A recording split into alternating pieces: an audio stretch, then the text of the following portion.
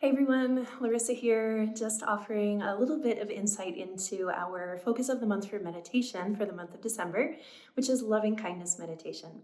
The word loving kindness is such a big word. It's also a really beautiful word. It has so much meaning. And from the original Sanskrit or Pali, the original word is metta. Metta is sometimes translated as peace. It's also friendliness. It's a self-friendliness. And this word, a little bit hard to encompass, oftentimes is translated as loving kindness. And loving kindness isn't a word you'll necessarily hear people chit-chatting about in a coffee shop, but there's so much intentionality behind this idea of loving kindness. Not just nice. Sometimes we're trying to be nice and we're not necessarily being fully truthful in the niceness, but it's this idea of fully encompassing compassion and care and friendliness and beginning with yourself. So this trajectory of a loving kindness meditation in the tradition of loving kindness is to go through a path and utilize a series of phrases. So these series of phrases can be anything that's meaningful to you. And I highly recommend just choosing 3 phrases. You can search Google and come up with a couple that make sense for you, but it's just 3 phrases. They're easy for you to remember, hopefully, and you don't need to complicate it. You just start with something quite simple. A couple of common phrases or traditional phrases are things like, may I be healthy, may I be happy, or may I be content.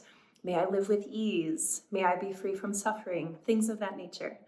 And what it does in our brain is it starts to create new neural pathways towards the positive. The goal of this meditation is never to push down anything that's uncomfortable, but to help build a support system for ourselves. So we're creating these new neural pathways, inclining our mind in the direction of loving kindness for ourselves and for others.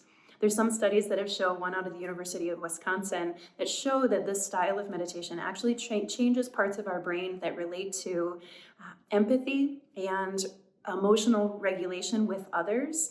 And so there's a lot of correlation of increasing our emotional resiliency or increasing our EQ in order to create positive changes in the brain. So that's just kind of some background of it. But again, this pathway, we start with ourselves, is very traditional, but you can also start with someone in your life that's easy to love. Sometimes that's called a benefactor, but it can even be a beloved pet. So when you begin this practice, sometimes it's foreign to offer those good wishes to yourself. So then I recommend just starting with someone that's easy for you to love. When I began this practice, I started with my cat, just imagining me holding him or actually holding him and just repeating these phrases and just wishing well for my beloved. And then I would turn it back to myself. And so whether you're starting with self or starting with someone in your life that you love and care for, we then follow this path. And then we eventually move to a neutral person, somebody in your life that maybe you've seen, somebody that runs in your neighborhood or somebody that works near you, but you don't really know them. So then we choose that neutral person. We offer them the same set of phrases. And then we move to somebody in our life that's having some difficulty, a loved one that's dealing with illness or separation or something like that. Offer them the set of phrases. And then eventually we move towards somebody that we have a difficult relationship with, and we offer them the phrases. I want to really highlight beginning with yourself and someone that's easy to love, and just those first 2. That's enough. Begin there and start to see how this loving kindness meditation starts to build for yourself maybe an understanding of where you're maybe less loving towards yourself or maybe less tender and kind towards others.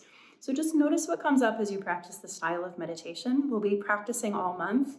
I really encourage you to come where you can. You don't need to come every day. You don't need to be a meditator. If you are a meditator, this will build some depth within your practice.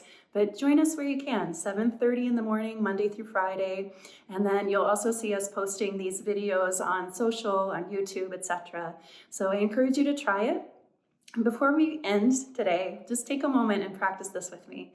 Sometimes it's helpful to place a hand on your heart, just giving yourself your own support. And if it feels comfortable, just repeat these phrases back to yourself.